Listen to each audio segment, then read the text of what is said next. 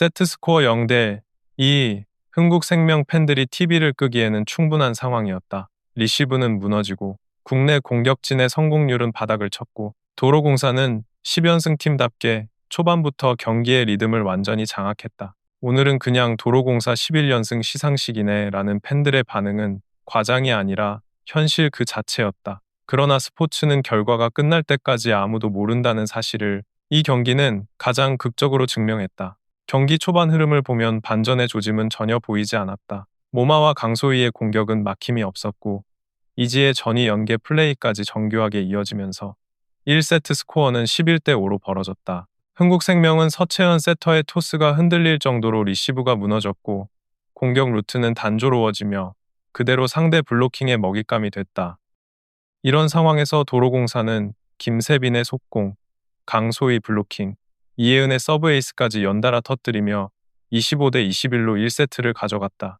이건 오늘도 비슷한 그림이겠구나라는 확신을 줄 만큼 명확한 우세였다. 그러나 바로 여기서 변수가 등장한다.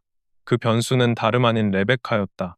레베카는 단순히 점수를 올리는 공격수가 아니라 경기의 흐름을 바꾸는 핵심 스위치였다. 1세트 후반, 흥국생명이 무너지는 분위기에서도 레베카는 백어택, 오픈, 하이볼 처리까지 모든 상황에서 팀의 유일한 공격 해법이 되었고 연속 득점으로 한때 역전까지 이끌어내며 도로공사를 잠시 흔들어 놨다. 결국 세트는 가져오지 못했지만 레베카의 존재가 이 경기가 이렇게 끝나지만은 않겠다라는 신호를 던진 셈이다. 2세트 들어 경기 흐름은 더 명확히 갈렸다.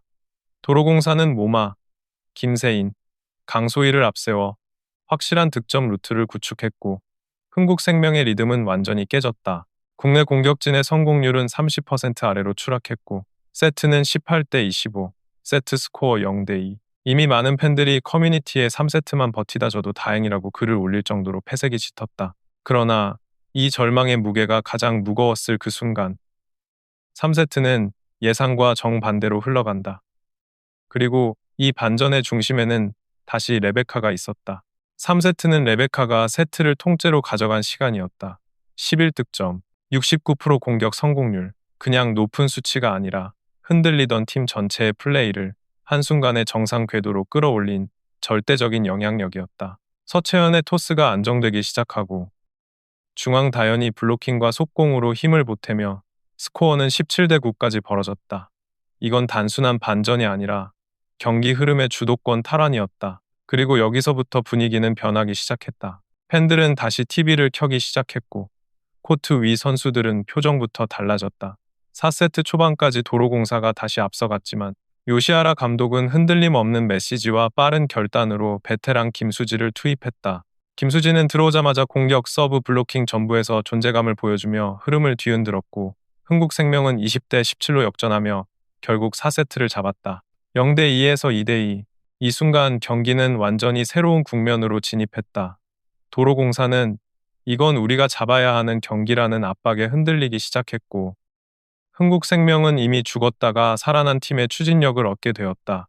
그리고 이 두 흐름의 충돌은 5세트에서 폭발하게 된다. 프로배구에서 0-2로 뒤진 경기를 뒤집는 일은 결코 흔하지 않다. 그만큼 분위기와 흐름, 심리, 체력, 전술 모두 상대보다 압도적으로 우위에 있어야 가능한 장면이다. 인천 삼산월드체육관에서 펼쳐진 흥국생명과 한국도로공사의 경기는 이 어려운 조건을 정면으로 뒤집으며 지도자가 경기의 구조를 어떻게 바꾸는가 라는 질문에 명확한 답을 제시한 경기였다. 이 경기는 단순한 역전극이 아니라 두 감독의 스타일과 결단, 선수단의 심리 반응, 기술 조정 능력, 그리고 전술적 완성도가 극명하게 드러난 완벽한 사례였다. 첫 번째와 두 번째 세트를 연달아 내주며 흐름을 완전히 잃은 흥국생명은 경기 초반 집중력이 크게 흔들렸다. 특히 세터 서채연이 리듬을 찾지 못하면서 공격 루트가 제한되고 미드를 활용하지 못해 상대 블로킹에 읽히는 장면이 반복됐다. 이는 기술적인 문제이자 동시에 심리적인 문제였다. 경험이 부족한 세터에게는 초반 실수 몇 개가 곧 자신감 하락, 경기 리듬 붕괴, 선택지 축소로 이어지기 때문이다. 요시하라 감독은 이러한 흐름을 정확히 읽고 선수들이 감정적으로 흔들리지 않도록 단호한 메시지를 전달했다. 끝까지 포기하지 말고 정확한 플레이를 해라. 이 짧은 지시는 감정 대신 기술 정확도를 기준으로 경기를 바라보라는 의미였고 선수들은 이 메시지를 중심축으로 다시 뛰기 시작했다. 여기에는 베테랑 미들블로커 김수지의 투입이 결정적이었다. 김수지는 단지 경험 많은 선수 한 명이 아니라 흔들리는 팀의 중심을 다시 잡아주는 심리적 안정 장치였다. 그녀의 블로킹 타이밍, 수비 위치 선정, 속공 가담은 팀 전체의 호흡을 되살렸고, 이는 세터에게 공격 루트 선택의 여유를 제공했다. 기술적으로는 미들 활용이 살아나면서 도로공사의 블로킹이 다시 분산되었고, 심리적으로는 흔들리던 선수들이 안정감을 되찾으며 공격 성공률을 서서히 회복하기 시작했다. 3세트를 가져온 이후 경기의 흐름은 완전히 바뀌었다.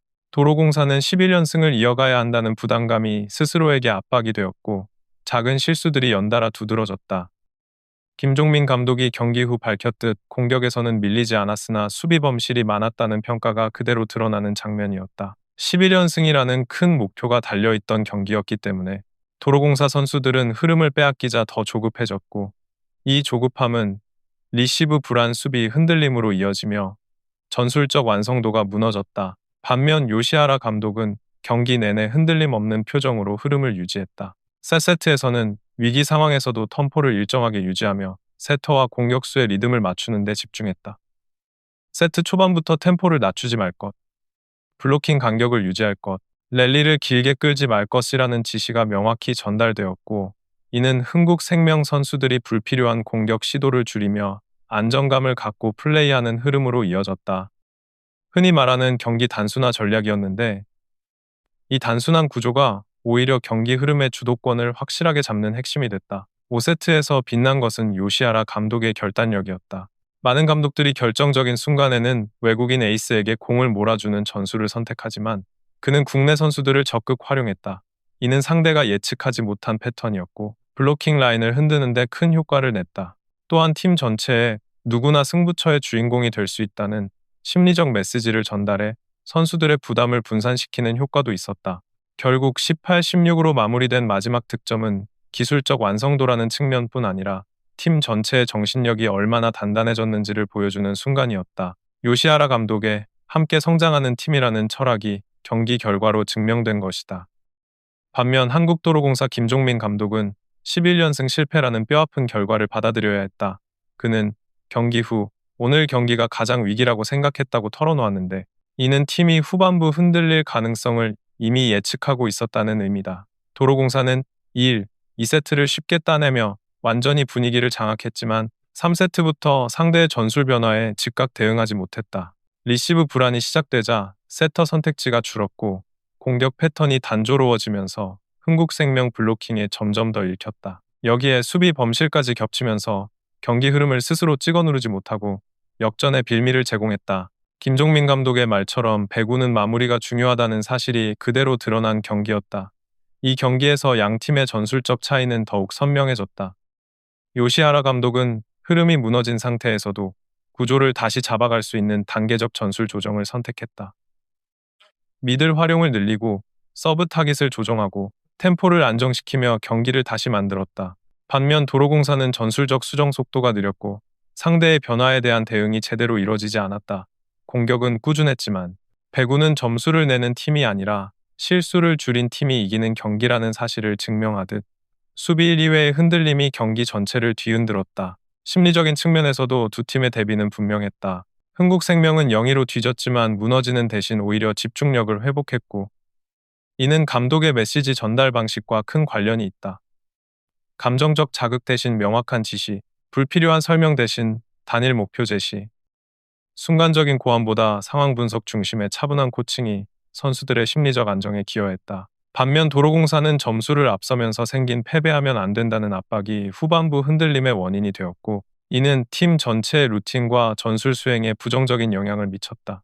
서채연은 초반 불안감을 단계적으로 극복하며 세트 플레이 정확도를 올렸고, 김수지의 존재감은 중앙 공격 루트를 열어 상대 블로킹 간격을 벌려놓았다.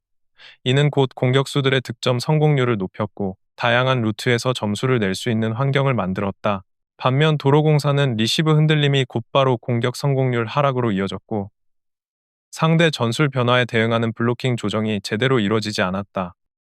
요시하라 감독은 국내 공격수 중심 전개라는 예상 밖의 전략을 내세워 도로공사 수비를 흔들었고 도로공사는 이에 대한 대비가 전혀 되어 있지 않았다. 반면 도로공사는 기존 전술 구조를 유지하려 했고, 이는 상대에게 읽히는 결과를 초래했다. 결국 후반부 전술 창의성에서 두 감독의 차이가 극명하게 드러났고, 그 차이가 승패를 가른 가장 큰 요소였다.